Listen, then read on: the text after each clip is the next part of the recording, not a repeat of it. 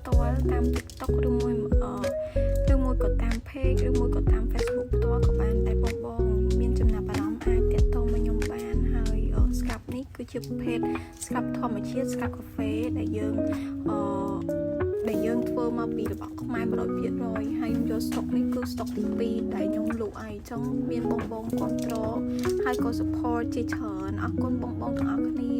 ដែលជួយគ្រប់គ្រងផលិតផលខ្មែរអញ្ចឹងណាបង